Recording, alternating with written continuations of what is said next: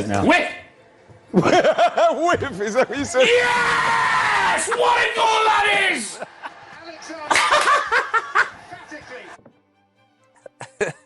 What a cross! What a cross! That was a cross from the 90s! Well, a hugely frustrating, disappointing day here for Arsenal, and we can get the thoughts of Mikel Arteta now with Jules Breach. Mikel, what didn't quite work out there for your team today?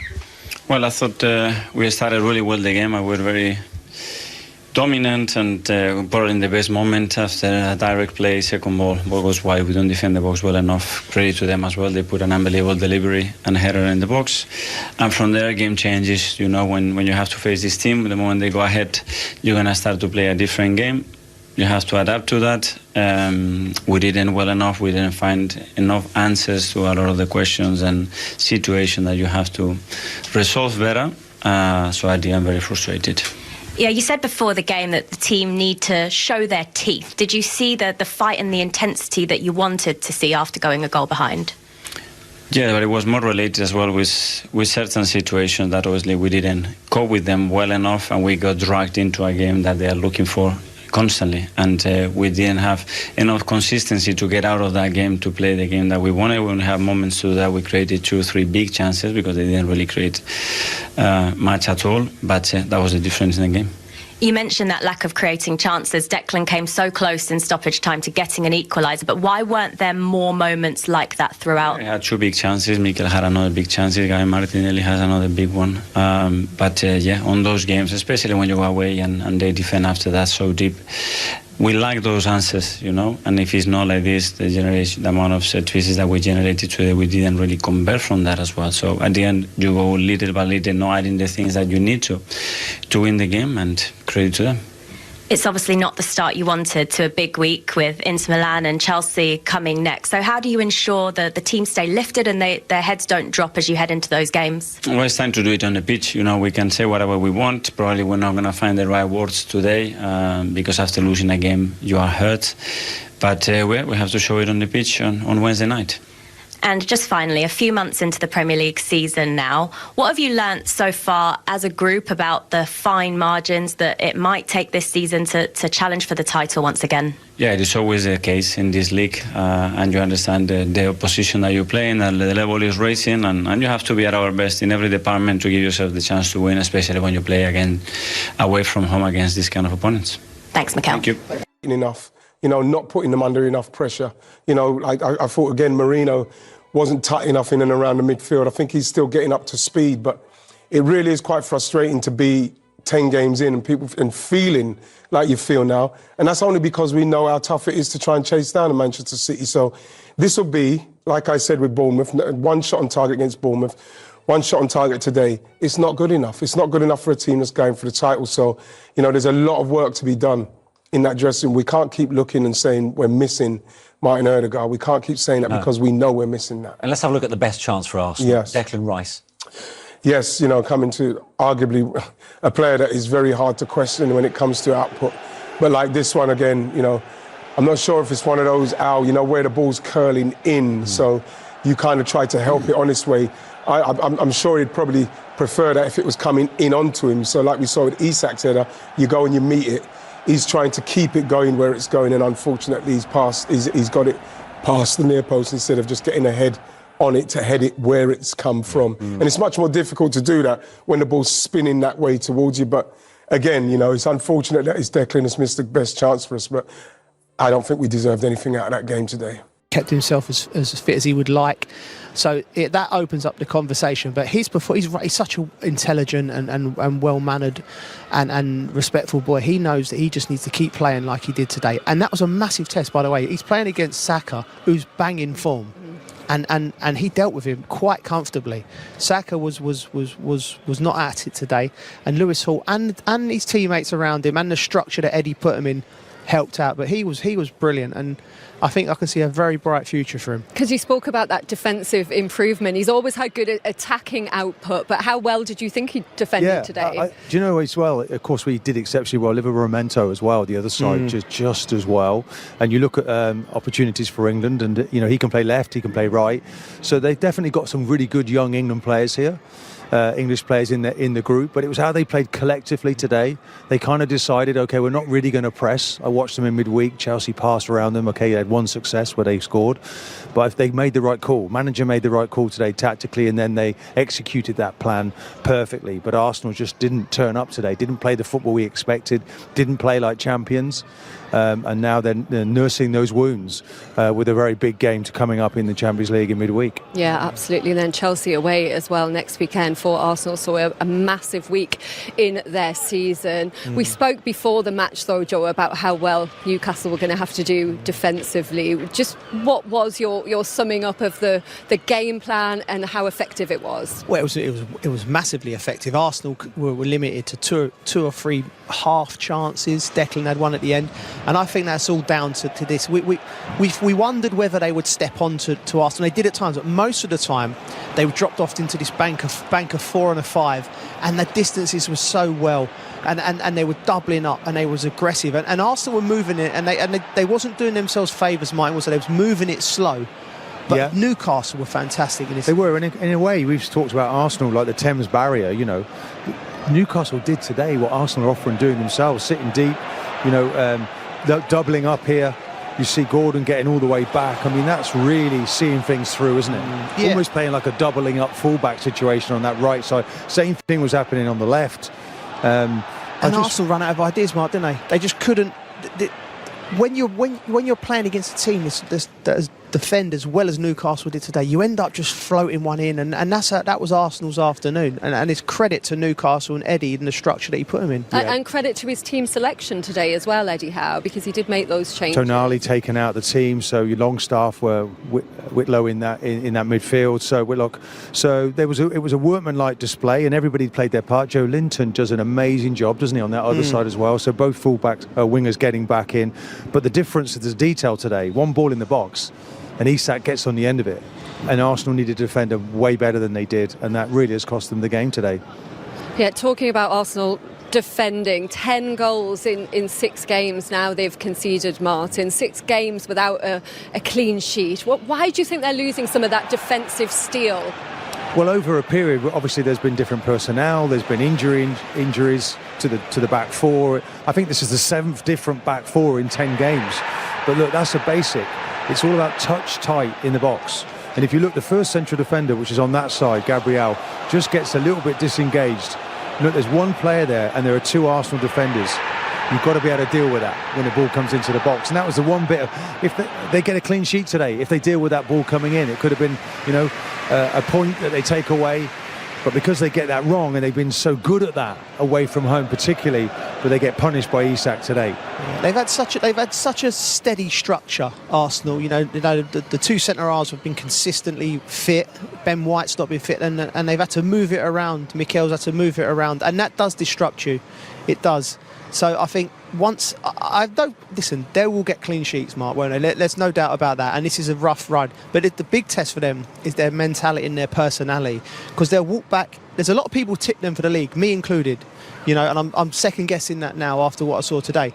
But when they got to go back into that dressing room now, and the manager's got to lift them. The players have got to take ownership of it as well, because they got a hell of a week, because going to Milan in the Champions League, difficult game. Chelsea are on form. And the London derby, and I think they could find themselves 10 points adrift. I wonder whether there'll be some slight changes. When Yeri came on, thought he did quite well when he came on. Yeah, he was. Trossard didn't have his usual game. There are players that can come in and make a change. Does Partey come back into the midfield? Does Ben White now move back to right back? So there's things that the manager can do, but it needs to find a better balance. And they just didn't. You didn't see any of their personality today in the way that they create. And Ødegaard today was missed probably more than I've seen at any point this season. Not enough creativity. Arsenal not being able to find all credit to Newcastle, but they didn't find solutions today to try and break that down. Yeah, they can't get Ødegaard back quick enough, can they? Yeah, do you know what's interesting? That the sub needs to take that next step. And I'm thinking solutions-wise in January. January, why not go and buy someone who's going to come on? You might buy him 3 or 4 times, 15 minutes to the end of a game when you're throwing bodies into the box, something like that, just to mix it up. If it's good enough for Real Madrid, it's good enough for Arsenal. You said before the game you still believed Arsenal could win the title. You had a change of heart? I've had a change of heart, Linz. I've had a change of heart. I'm not quite doing the old Homer Simpson reversal yet, but I'm having a change of heart. Back half-time at St James's Park, and Newcastle are leading Arsenal by the odd goal. It came from Alexander Isak. How good was it, Alan? Oh, my goodness, honestly. This is like a goal from the 90s. Get it out wide and get it in, whipped in with pace and get on the end of it. It's such a great goal. That ball's incredible and the header's even better. Yeah. He has to get on the end of it like he does, crying out for the movement from Isak and to be whipped in like it is from Gordon. And it is simply a magnificent goal. I think what in this instance, you do tend to try and look for outcomes that's happened. Could Timber have got across quicker? Could Saliba come across and maybe make a challenge? But I think sometimes you just have to say, you know what? You know, when you've got a winger who could put a ball in like that and a forward to attack it like that, in putting it in the area it's meant to be, Manish, you just have to put your hands up. You have to hold your hands up and say that's just top football there, what we just saw. Yeah, Isak is enjoying his home comforts. 12 goals in the league in 12 home appearances. There's something about St James's that's bringing the best out of him. Yeah, he's a homer. Yeah, Alan would like to say he's an awayer at some point. He is an awayer. Yeah, when you're putting balls out. The ball in as well. It's just sublime. It really. Yeah, but you know what's good as well, Al, is that they've obviously spoken, haven't they? He said, listen, if you just get half a shot, just put it in. Yeah. Amazing. Well, any of that, talking of the 90s, in the build-up to today's game, we saw Noby Solano make his way at St James's Park. There he is, a player you know well during your time in the North East, Al, but also talk about a person who can put in a good delivery. Do you remember this? Yes, I remember it really well. Manchester City, yeah. He used to do that for fun as well, Noby Solano. Honestly, he was like, his first thought is, as soon as he got the ball, can I put it in there? That's why I loved playing with him. He was brilliant to play with. But that's the thing, Manish, when you've got somebody who wants to get it in quick, you know, you just get yourself in there. You can see the way Isak got himself in the box. It's a great. I don't know whether you could hear it there when we were in the green room. The first thing I said when I saw the ball was going out, whip, which as in whip the ball in, and that's exactly what he did, because when you do it early, defenders don't like it. They haven't got time to set themselves. The forwards attacking the ball. Look, he's walking in, and they're not really expecting it. So if you can get it in quick with a bit of quality, and that's got quality all over it, everything about it is quality. What's better, the cross or the finish? Both. They're both sublime. The header was just fantastic, the way he guided it in, and the cross, it was just a nightmare for both the goalkeeper and the defenders. You just want good contact on that. What was notable, that was Newcastle's first real effort on the Arsenal goal. For Arsenal, chances have been few and far between. The closest you've got to is a goal line clearance from Mikel Marino. Yeah, I think there was a cross from Saka as well, which no one attacked. But yeah, there's a lot of bodies in there. Manish, obviously you want to hit the target. I think Marino does well. His movement's good. He gets himself in a position. But there, you're thinking, once I connect with that, that's going in. But you can see Lis Hall there. Look, it's a great block. But there's too many bodies there, unfortunately for us. How would you describe that first half from Mikel Arteta's men? I think that Newcastle have been very good with the way they're breaking through our press. I think that there's a couple of people who are not getting tight enough. I think we'll see that with the goal. I think Moreno was late coming, and once you get that ball in and around Guimaraes and he turns it into the middle, then you've got a problem. I think that we've not been tight enough, we've not been sharp enough in what we're doing at the moment. 2-0, and Lis Hall, the player of the match, joins us now. Thanks for coming out to talk to us, Lewis. Congratulations. Just firstly, what's your assessment of that performance and how impressive it was?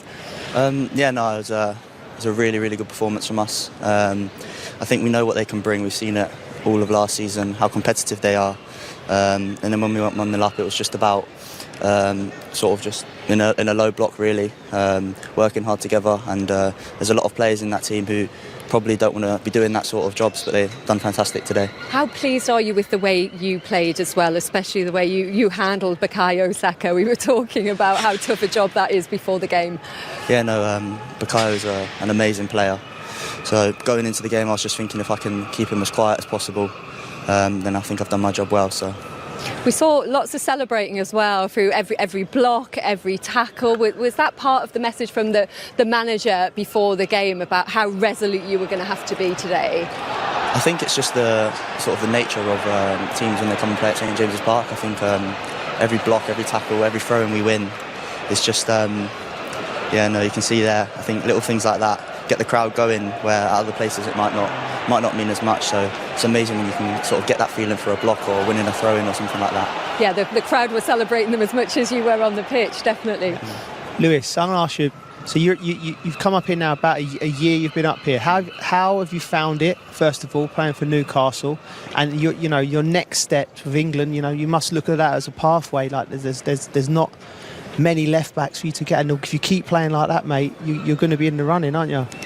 Yeah, no, I think for starters, I absolutely loved my time at Newcastle. Yeah. I think when I first came, I'd be lying if I said it wasn't a little bit frustrating, but I think I've improved massively the defensive part of my game, and I'm just proud that I can wear the shirt and provide performances like today. And like you said, obviously there's not many left backs in the England squad, so I'd be lying as well if I said I've not sort of noticed that. But I'm just focusing on playing for Newcastle, and if I'm playing well at Newcastle, then that's all I'm cared about at the minute. Joel's going to take some of the credit, I think. I'll take all the credit. Yeah, I'll take all his coach. Yeah, for a few sessions they counted though. It's all down to you. What was he like as a coach? No, he was good. Joined in a bit as well. But still the best player. No, I got carved open a few times. Don't worry, I was stiff. But today, Joe Linton in front of you, and Tino on the other side, Anthony Gordon. You doubled up so well. You worked so well together. Was that something that Eddie was particularly wanting of you today, to make sure that you block the outsides? Yeah, definitely. We know the quality that their wingers have got. We know how good their movements are as well. So if we could get as many bodies round their wingers, me, Joe Linton, and even Joe Willock at times, it's just about stopping the balls into the box, stopping little slip passes through, and I thought we'd done that well. Yeah. Tell us about your relationship with the manager, because it's almost like son of. I'm listening to you talking calm, intelligently. How is he to play football under? I think he's the same. He's obviously, before I came here, I wasn't sure what he'd be like, because he comes across as a really calm and sort of relaxed personality, which obviously he is. But I think he's got a side in him where if we need a bit more, then he can give it to us as well. He's a really good manager to work under, and I can't thank him enough for what he's done for me so far. What have been the biggest improvements in your game, do you think, in the last few games? Because you've been in such good form. I think it's just the defensive part of my game, really. I've always felt comfortable on the ball and good in possession. But I think the defensive part of my game is something that I've really switched on at. And I've worked a lot on the training pitch, and I'm glad I can put in performances like that. And Alexander Isak was saying on the full-time whistle he hopes it can be a big turning point in the season, a result like this. Do you think this whole week can do that for you as a team? Yeah, definitely. I think we didn't have the greatest start performance-wise, but we were picking up a few results here and there. And then the last couple of weeks especially, when we've not got the results, we've been playing better football. And I think that just sums up how the game is sometimes. But now we're getting the results and playing good football as well. I think it's something that we can build on for sure. Congratulations on the win today and a player of the match performance. There you've got your old coach with the trophy for you. Just